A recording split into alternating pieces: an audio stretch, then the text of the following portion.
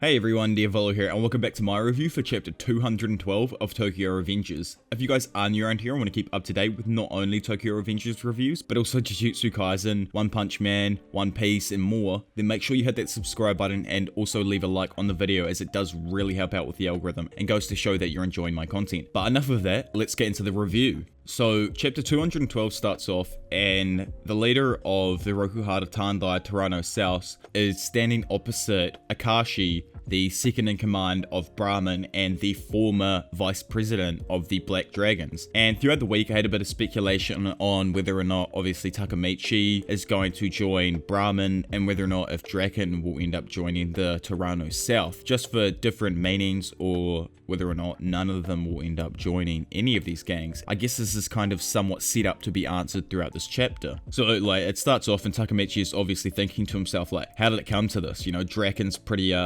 beat up, I guess you would say. He's getting back up off the ground, and Yapei's a little bit dusted from being thrown across the yard, and then like Takemichi's just in a state because the Rokuhara and Brahman suddenly just started brawling. And the title of the chapter is called Battle of Titans, which goes for that entire like kind of setup with Rokuhara and Brahman suddenly starting to brawl, because obviously these are obviously two out of the three deities that have assembled in Tokyo. So a conversation, I guess, starts out between the leader of the Rokuhara Tandai and the number two, Akashi, of Brahman, and he's talking about the rain and reminiscing on Mikey's older brother, Shin. It's quite nice to hear him, I guess, reminisce of him in a good light. It doesn't seem like he's a bad person yet so far. He's like, it's raining. Shin used to tell me this. You sure are the rain bringer, obviously, because he's the one who brings the heat, I'm guessing. I don't know, for some reason he seems to have this sick like persona about him. Like he's super cool, chilled out, relaxed. He reminds me a little bit of Zoro from One Piece. I don't know if it's just because of the scar, but I like his like kind of chilled, relaxed attitude. And then like he stops that and drops a cigarette from his mouth, and we get this like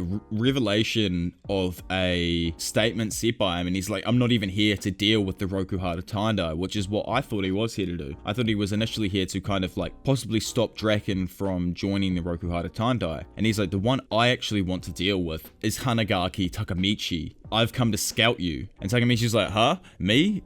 Why me? And Akashi's like, yeah, it's you who I want. This is huge because, like, as I was saying in my previous video, this is the number two of the first ever group of the Black Dragons, and Takemichi is the unofficial leader of the Black Dragons currently. You know, if you take into account what Yapei said about Takemichi being the leader and being a lot like Mikey's brother, it's quite interesting. I'm wondering, I really am hoping that Akashi's a good guy, and there's more to it on why I think he's a good person throughout the next part of this chapter, and we'll get to it soon. But we get another huge revelation when we see one of the top dogs of the Rokuhara Tandai, Kakucho, show up, who is Takemichi's childhood friend, the one that I've been going on about, who I keep forgetting his name, with the scar across his forehead going down through his eye. And he walks up and he's like, oi, oi, oi, we can't allow you to do that, talking to Akashi with Takemichi joining their gang. Takemichi's like surprised, like, oh damn, Kaku-chan, like what are you doing here? Still obviously surprised that he's probably in a gang, and realizing that he needs to save him as well, kind of at this point. And Akashi's like, so their trump card is here, huh? So maybe he knows about the relationship between Kakucho and Takemichi, which is quite interesting. Then we get Akashi throwing some mad shade right at Kakucho. This is just like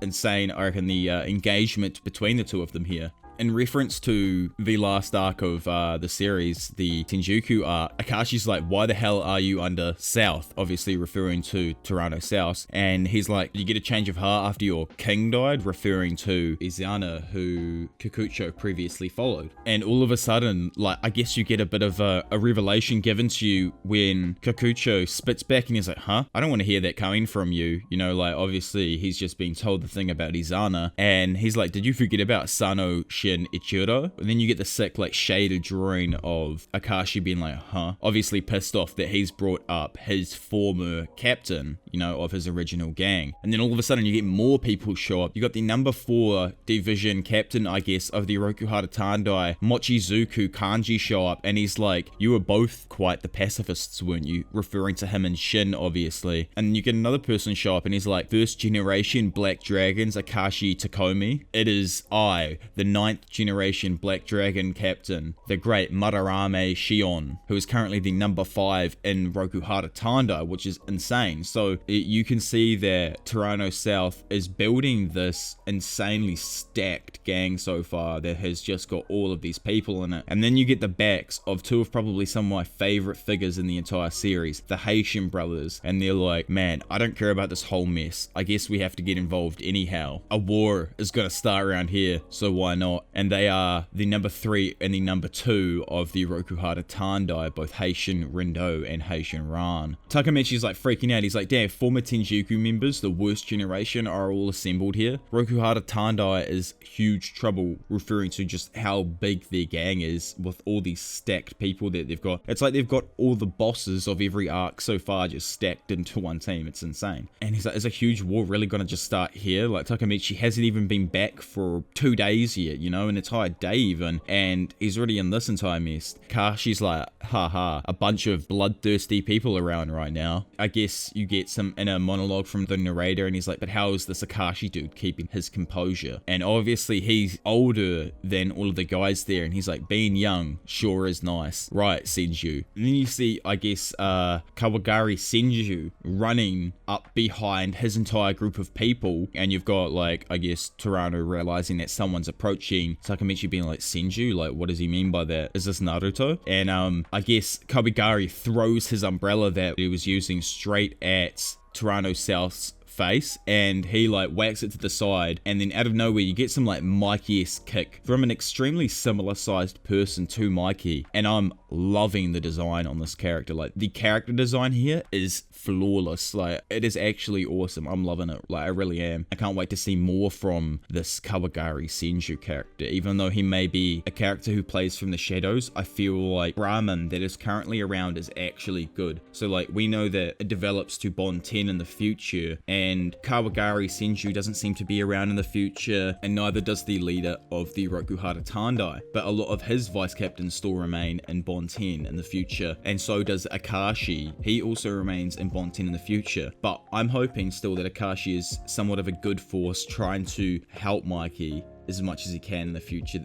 More than anything is what I'm hoping. I really don't want the first generation's Black Dragon vice president to end up being a bad person. That would just suck, you know what I mean? As he seems like he got on very well with Mikey's older brother Shin, from what little has been said throughout this chapter, you could say. So yeah, I would hate to find out that they ended on bad terms or something when Shin died. That would suck. But it may seem that way because of what Kikucho said when he was having this little conversation there with Akashi. Obviously, the leader of the Rokuhara Tandai, Toronto South, isn't really phased by that kick that was landed on his head. And Takemichi is like, I guess, a little bit surprised, and he hears the leader of the Toronto South, I guess, mutter underneath his breath, my umbrella. And Takemichi's like, huh? Oh, I guess, and looks down and sees the umbrella below his feet, so he probably went over and gave it to him. You get almost a Mikey type introduction of this character. I'm loving like the panels that we give him. His face is very concealed. He's hard to see in like every panel so far. This whole like shadowy figure of the leader of Brahman is quite true, which I like. And then it flashes back and shows the entire group, and you've got Kawaragi Senju standing opposite Takemichi, and you've got, I guess, Draken still slightly standing opposite the leader of the Rokuhara Tandai, with the number 2 in Brahman, Akashi, also standing slightly opposite him, and Inyapei behind Takemichi there. So, no, it's all extremely interesting. You can see the other characters around there. But then we get, you know, like, I guess, Kikuchi, and he's like Brahman's boss, Kawaragi Senju. And then, I guess, you get, like, Toronto South's face, and he starts to tense up, and